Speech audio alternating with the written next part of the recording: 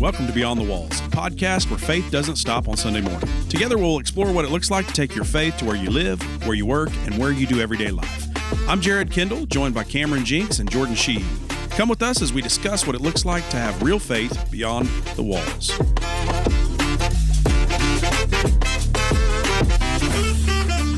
What's going on, podcast world? This is Jordan. This is Cameron. And this is Jared. We're excited to have you guys join us again for our Beyond the Walls podcast. Man, we're excited for... what is that? We're excited for our guest today. We have Kim Johnson with us. Hello. And or Mrs. Johnson. Where's my air horn? And Coach Jace Pratt with us. Yo. Hey, you guys might not know it, but Jace used to be on his own podcast. He's practically famous. Dude, don't do that. Don't do that. This is already starting off good. That's oh my God. So today we're talking about school and taking Jesus into the schools and what that looks like from an administrator all the way to a coach and teacher. And so we're just excited about that. Yeah, man. So we would love just to hear from you all briefly. Who you are, who you're married to, your family, how you ended up in this area, things like that. So whatever you got. I'm Kim Johnson. I'm married to Scott Johnson from Afton. I'm from southeastern Oklahoma, but my dad came to Afton to be a school superintendent, and I met Scott, and the rest is history. I was raised in a church. My dad's a preacher, and I thought that I was saved at a young age, but then after Scott and I got married, we were leading the youth at First Baptist in Afton, and it just, nothing seemed right. It didn't feel right, and so one night in our living room floor, we'd been married about 2 years, I got on my knees and surrendered to Christ in our living room floor, and it was kind of odd because I had already been baptized as a kid. And then to be a part of a Baptist church, I had to be baptized again after we got married. And so then I did the real baptism the third time. Third, man. So, 3 washes. And we have twin boys that are 31. And one is married to, Dylan is married to Caitlin, and they live here. They live in Afton. Dylan farms with us, and Caitlin is a physician's assistant in Galena with orthopedics, and Austin is a lawyer, and he's going to live in Oklahoma City when he marries Hunter Burrow, but he that calls big family just became an even bigger family. Yes. But he calls himself the F-150 lawyer because he's all over the place. So yeah, my gosh. that's just my parents moved up here, and we all go to First Baptist now, and it's great. They take over the whole southeast section of our Christmas and Easter. It's like we have to have an overflow for the rope off. Because my sister comes from Kansas City, and I have twins. This is a cool little fact. I have twins, and I have one sister, and she has triplets, and they're all boys. And then they all look the exact same. And then she had another one, and he's a boy. So my parents had 2 girls and 6 grandsons. Amen. Jace, what you got? Good story. Well, I'm Jace Pratt, and I don't have kids. But no, I'm from Sperry, Oklahoma. It's 10 minutes away from SkyTech, 10 minutes away from Tulsa. Grew up, raised there. Went to college at Eastern Oklahoma State in Wilburton for 2 years. I went there too. No way. Yes, Really? I did. Yes, I That's did. awesome. That's cool. 2 years I was a Mountaineer. Worked in the athletic department. That's awesome. I did not know that. I did. Wow. This is a small world. One of our seniors this year is going to Eastern too. It's a great place. It's so much fun. I liked it. I loved it there. But anyways, shout out. Yeah, a little go Mountaineers. I played 2 years college basketball there. If you want to sponsor us, we'll take it now. And then I went to NSU for 4 years. I actually went to NSU also. Yeah, we got the same. route, just different. Just different eras. decades. Yeah. So I went to NSU for there. Got my bachelor's and my master's. I actually got a coach at NSU for 2 years to be a college coach. That was an experience. Met my wife there at the BCM. My senior year in college. Got married freshman year.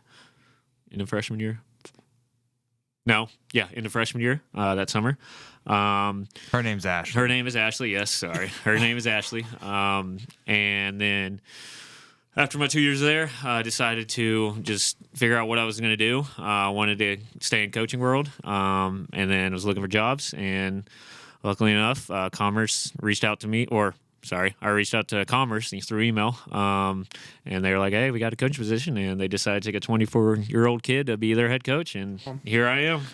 Over every single basketball option there is, middle school, high school, everything. So Yep. 6 through 12, man. That's I also see him on the track. Yep, I see Kim a lot. Yeah, I'm a 6th grade track coach too. if you're on TikTok, you might have seen Stop, Jace on TikTok dude. as well. Short little plug. I'll take it. I'll take it a little bit. We'll take whatever we can get. But I'll talk about my faith now. But I grew up in a Christian household. Thankful for parents taking me to church since I was a little baby to where I am now. But I think I was 13 years old. Went to Falls Creek my freshman year with First Baptist in Sperry, Oklahoma. Went there. Didn't know what it was. Didn't know what the Lord was. Didn't know anything about it. I mean, I knew about it, heard about it, but whenever I was listening to some speakers, forgot who it was, but I was just heard this verse. I think it's Proverbs 4:23. Above all else, guard your heart. Through everything flows from it. And I was like, man, like what is flowing through my heart? So that weekend, get back home, talking to my mom, was like, Mom, what does this mean? And my mom talks to me about it, of what being saved is. And right there at her bedroom, I was saved, and it was an awesome experience.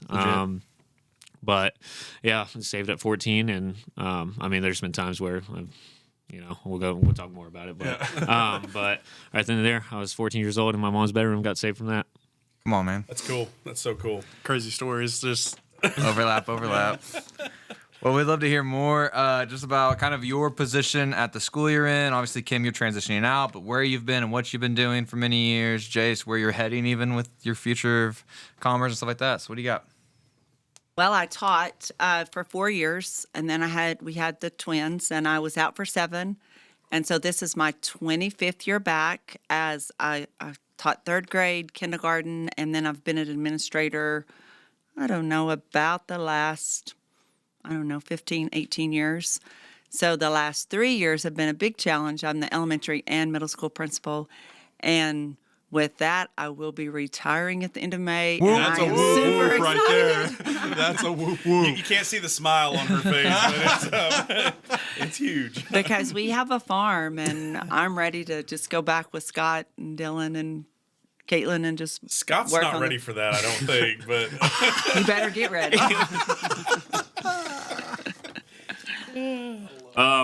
Yeah, I don't retire in like 30, 40 some years. So I'm starting out. I just finished my 2nd year at Commerce. I was a publication computers teacher, and then I coach high school basketball and middle school. I forgot to say that. But They're starting not 2nd easily year. forgotten. Yeah, but yeah, I just finished my 2nd year, and loved it ever since then. Haven't had any bad thoughts about it. So we know in the 21st century, there's a lot of maybe barriers or complications of being able to kind of live out your faith boldly in the walls of a school just because of the restrictions that are placed before you. That may be true for larger schools and less true for smaller schools or whatever the situation is. We'd love to hear kind of like your story and where you're at right now. How can you integrate your faith into your education and how you get to lead these students every day? What are the complications you've ran into or maybe you could see being something you might run into? Well, I think I've had it pretty easy at Afton. Randy Gardner was my superintendent, and he's a Christian, and so there was really no limitations at all as to what we could do.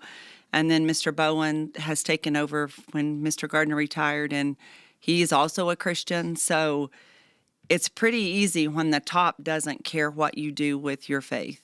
And so we start every morning. I am out there every morning, rain, snow, sleet, or shine, unloading cars. We have a big speaker that we take outside that the school did purchase because my little one just wasn't loud enough, and I want to blare the music. And we play praise and worship every morning when the kids come in. And their favorite song is Let Me Tell You About My Jesus, and they can be crazy in the gym. I start playing Let Me Tell You About My Jesus, and they will stop and they will start singing. And that came from an old music teacher. So I just think I say that I've really had it really nice because Christ has been in our school, just like on our marquee in the hallway right now, it says Make Heaven Crowded. So it's, wow. At Christmas, we have a Christmas program. It's the real reason for why we have Christmas, and we have the shepherds and the wise men and the whole nativity scene. And then at Easter, it'll say He has risen in the hallway. So far we've had no kickback, and hey, I just have 2 more weeks, and then I just think that it's easy when the top doesn't, when they're Christians and they put no limitations on you. That's good. I'm kind of in the same boat. Our superintendent is Christian, and I think, like you said, like the top person being a Christian really helps. I play music in my classroom every day, and it's always Christian music, and haven't had any complaints or anything. We got helps out wearing a Bible belt as well, but I think this year we got donated Bibles for our classroom, and so I put the Bible like right in front of my desk, right there, just so students see if they have any questions or anything about it. They can come up and talk to me whenever. That's great. Oh my gosh. Joy, shout out. We're keeping that in there just for Joy. Joy Orr, shout out Joy Orr. We need to get her on. No. I love it.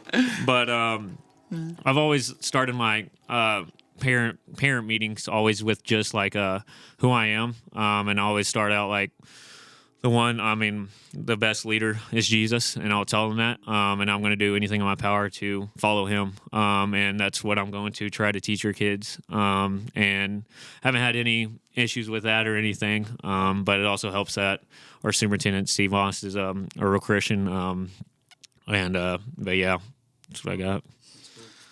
Good. This area, I think obviously is Bible Belt, like you said, it's just unique. Like we even have a lot of right here in Miami as well.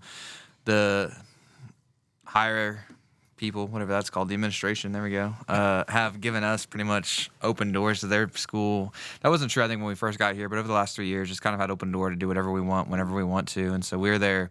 I'm there twice a week on a normal week, and then they've communicated to us, like, if I could be there every lunch period, they want me there, and they want the rest of the student pastors in town there too, just because they see the impact that's happening by these students getting to interact with student ministers, getting to interact with adults really who love the Lord and want to point them to Jesus, and so they see the need of it in their own school. So it's a really cool situation. I would love to hear from you guys a little more, like maybe specific moments. I know you probably can't share names or anything, but like practical moments and where you get to really have either hard conversations or just have moments where you get to point students to Christ in your normal day-to-day life. Well, this just so happened, it kind of just happened this past week. Because I think it's real important that we teach these kids about that they need to just tell the truth. And so I have he's a senior now, but he was a 4-year-old. And all through elementary, oh my goodness, he just had a terrible time telling the truth. And I would always say, the truth shall set you free. The truth shall set you free. So he was about in middle school, and I explained to him, what that actually meant. The truth shall set you free, what that meant. And so I'm sure it was because the seniors have to write notes to somebody that's impacted them in the school.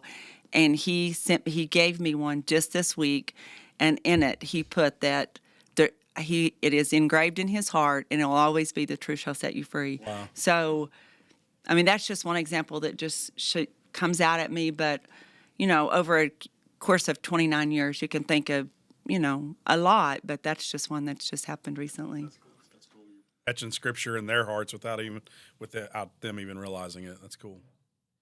So mine's just going off coaching. And I think usually in our practices, I start out with like a verse, if it's 1 or 2 times throughout the week. Some will be quotes, some will be Bible verses, just kind of mixing it in and just talking about it. And on Wednesdays, I'll definitely put a verse in there, but always like invite our kids to come to church. Always have to in practice, not have to. I want to in practice early to make sure kids are going to church anywhere because I think there was one time a spurt middle of the season where a couple kids came to youth group and it was cool to see because questions started asking around school, just about in general. And I remember, I don't know when it was, but it was a Wednesday. This kid comes up to Jordan and talks about, was it being saved? I think he wanted to be saved. And just a simple invite of just having him to come to youth group can change a life. So it's one of the things that I think I've been doing in this coaching world. But also, I have some core values that I set with the team, and most of those are just feeding off of the Bible and some scripture with it as well. Just anywhere I can read something or something to just talk to them about, just to start out practice, has really just helped my faith, and hopefully it's plants a seed into them. Yeah, that's so good. It takes a lot of, as far as a coach goes, you're making sure you're done early with practice in the middle of a season even. I know it's got to be difficult some weeks when you need the extra 30 minutes or the extra hour or extra probably 10 hours some weeks. But you've made it a priority to make sure they're out early enough to go to church. That's huge. That's kind of a silent thing, but it's also a huge thing in there that they may not ever see the significance of, but it's huge. Yeah. I think it plays a huge role just because I think, man, the reality is there was a time when Wednesdays were sacred. Yeah. And they're becoming less and less sacred. Yeah. And part of it's just the school schedule gets busier and people's lives get busier and things just get scheduled of everything. But you making the space for, hey, I can't force you to go anywhere, but I'm going to highly encourage you. I'm telling you, you don't have to be here right now. Go somewhere else. I think that's huge. Yeah. Well, I think that's what I was going to interject to that I know at Afton, Wednesdays are still sacred. We can't do anything. If we're going to do it, we've got to be sure that we're finished by church time. Mm. And I think that because I think that the young people, I feel like they're more hungry for the word right now than they've ever been. I don't know if it's because, you just see the generation switch and how these kids are. And I just think they want more. They want something else. And so I think it's great that Mime lets you come in their school. Yeah, Fairland as well. We should have shout them out too. We've had an open door there, and I think that door will only open up more next year as we get to go back and hang out with them some more. And so super cool things happening there. We've got students actually in our ministry right now that listen to this podcast. And so I would love, but this isn't one of the questions we asked you. As a teacher / administrator of a school, how could you encourage students for them to live out their faith even more boldly in their school walls? I think that kids are always, even students, if you say that you go to church, don't even say you're a Christian, you just say you go to church.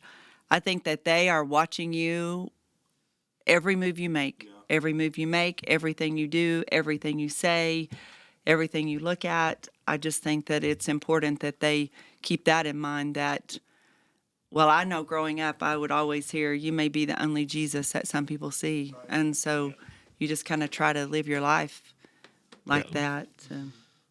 So with my seniors, I might be doing a lot, but I'm really trying to invest in these kids. But I hold a leadership senior meeting at my house, and it's just like I'll invite them over for a season, and we'll just talk about what it takes to be a leader, and I'll back it up with some scripture in that. But it's always the seniors like, hey, you guys are the guys that the freshmen, the sophomore, and the juniors are looking up to. So whatever you do shows of who your character's like or who you are through any action. And I would say to some of the kids that this Bryce Stafford, he's a BTM pastor or was for me at Tahlequah. He said if you can, I might have misworded it, but if you can do the talk to talk, but can't do the walk to walk, you're not in the right or something like that. And I just kind of is that I said that wrong? That's probably good. I'm good. Sounds but good to me. Bryce, was it good? But like it's really stuck with me because like if you're doing all this jibber jabber stuff and not actually walking through it, then you're just not in the right. You got this whole thing switched. But like I mean, I tell my kids every day that whatever, like the way you do life is going to reflect of who you are. The way you, those little things, like how you do one thing is how you do everything. Yeah. So like those little things that you do is going to reflect of who you are and who we are as a team. And that's kind of, I find that pretty cool because I've done it the last 2 years of having that leadership meeting, and I think it's really helped them out in a way, trying to build them up as leaders and stuff. It's fun getting to talk to Jace. Jace meets at my house on a weekly basis with a couple of guys, and it's just interesting how similar coaching is to pastoring and shepherding, and they really are so overlapping with each other, that getting to shepherd a team and shepherd students, and just the way in which like we see even ministry, like we align very similar in the way that we see ministry in front of us, and the need of getting students to buy in on playing hard and practicing hard, the need of getting the buy-in of like, hey, you set the tone in the room for the rest of the students that are looking to you. And so just cool things that I see that overlap in those areas. Mm-hmm. Yeah. I would love to just hear and maybe some encouragement. Let's move outside of the school system. We've asked this pretty much to every individual who's come on our podcast. What do you think it looks like for people to bring their faith into places where it doesn't normally get brought? And so, like, again, in your scenario, it's different. Like, you've got open doors right now for ministry to come into your school system. That's not true for most schools, I think. What's it look like for a Christian to live out their faith in a place where maybe Christianity isn't as well accepted? I think you just have to hold true to who you are. And then I think they'll see that there's something that sets you apart from everybody else. And then the curiosity of it is maybe they would come to you, and then every chance you get, you just throw it out there. Because I say a lot of times we just throw it out there and see what sticks. And God's got the power to make it stick. I think that's the season we're in right now with ministry is here at FPC Miami. We're trying things. We don't know what's going to stick. We're just throwing things at walls and hoping they stay there long enough. Exactly right. Don't give our secrets away, man. I tried those with plays. I'm like, let me try this. Nah, that's not good enough. I think through my actions, the way I hold myself, the way I talk to my kids, the way I talk to my students, just the way I like hold myself accountable to things, really, I think can help with that. I show a lot of energy on the sidelines. Yes, he does.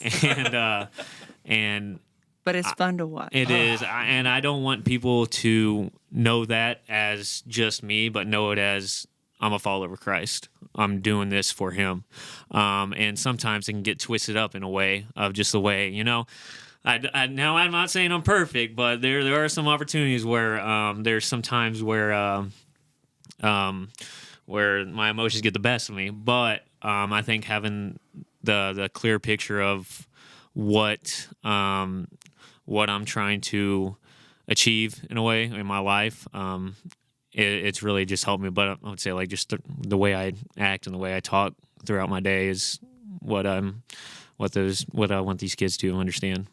Yeah, I mean, something that just screams out to me as we're talking is like this word authenticity. And I think that it can go with anything as we tackle the theme of Beyond the Walls, like in every aspect. We've had nurses and teachers and pool guys, on and even ministry and people like.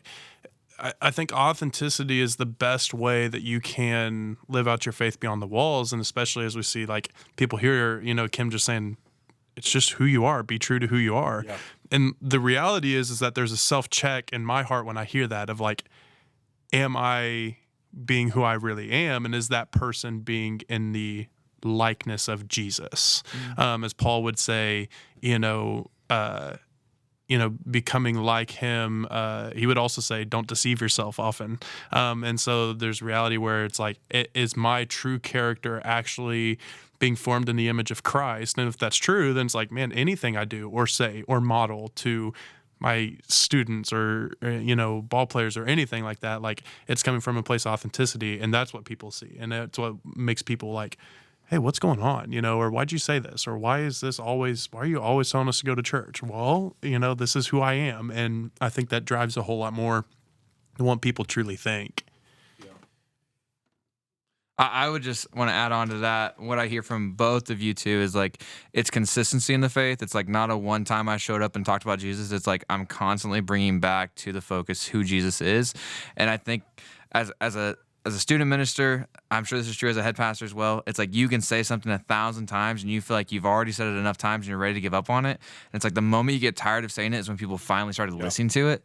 And I think the same thing is true with coaching. Like as you coach, like you're pushing discipline, you're pushing for them to continue to try harder, you're pushing all these things. And it's like when you're finally tired of saying it, they're finally catching on to what you're saying. And so it's like keep trying, keep pushing forward with Jesus, keep pointing people back to Him.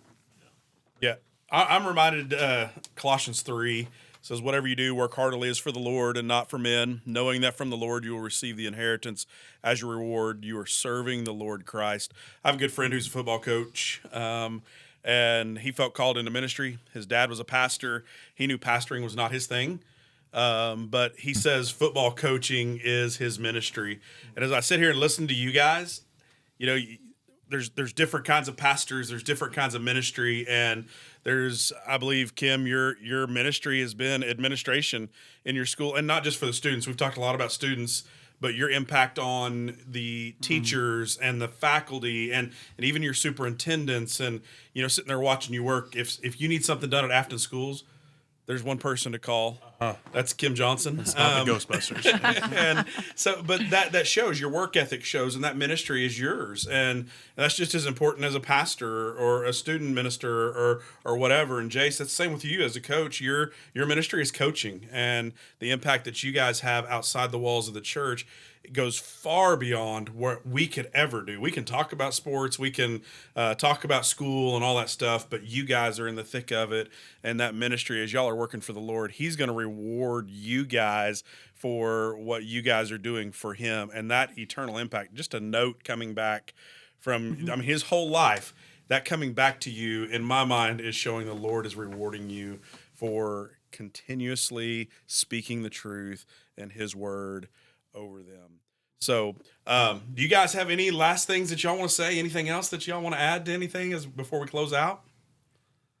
I do want to say the coach's wife is the best, and probably the pastor's wife is the best because they go through a whole lot of, what. So I want to shout out to my wife through just the last 2 years. I do want to give her a shout out, but. Thanks, Jace. I'll give my wife a shout out as well. That's a whole other preaching point, though. Like, it's probably so easy in season to prioritize coaching over marriage. It's so easy in season for me to prioritize ministry over my marriage. And so it's like people don't realize the brunt that wives have to go through when they're in those sort of seasons. And so, huge. Good job, Kaveh. Same with Scott. If we're just going to give shout outs to the wives, I'll take it. I'm a farmer's wife also. Hey, Scott's right now in the field plowing probably. No, he's actually bailing. But I do want to say one more thing that I should have said in the beginning, that Scott and I had always been in a small church. We came to First Baptist because somebody invited us, and he said he never wanted to go to a big church. We came one Sunday when the boys were in third grade. We met Melanie Jimerson. She's gone on to be with the Lord now, but she sought us out. She was very friendly and made us want to come back. And so I would just say, as our church is growing, that we can't get so big that we don't forget the people that are coming in, because all it takes is one person to go to. And I know that's not beyond the walls. That's so good, but though. it is. We can lose them just as easily by not bringing them in the walls. So that's so good. Well, what an incredible 25, 30 minutes that we've had together today. We could probably go on another hour talking with these guys and going over the roads that they've been on, and talking about more how they show Christ in their ministries. And the schools. We're excited. Kim, happy retirement. Whoop, whoop. Yay. And Scott, good luck. Coach Pratt, good luck in your coming season. I know it's getting ready to be summer and you could take some time off, but Hey, No, Commerce they work Tigers are just on as- the up. I'm They gonna work tell just you, as they're hard on in the the up summer, right now. too. Yeah, there's a lot of things in the summer. I put us a little mini schedule in the summer because Well, there've been good. a lot of games. But well, we I sure that. appreciate you guys joining us today. And Well, thank you for asking us. I think it's Yeah, this podcast is awesome. You're you guys, welcome, You guys you're do a great job. You guys do a great job. well, we do this podcast to show people how to take their faith beyond the walls of our church. What happens inside the walls is important, but what happens every day outside the walls is even more important. And so our goal here, we have one goal in mind here at First Baptist Church, one mission. We say it every week, and that's to love God, love people, and make disciples. Get out of here.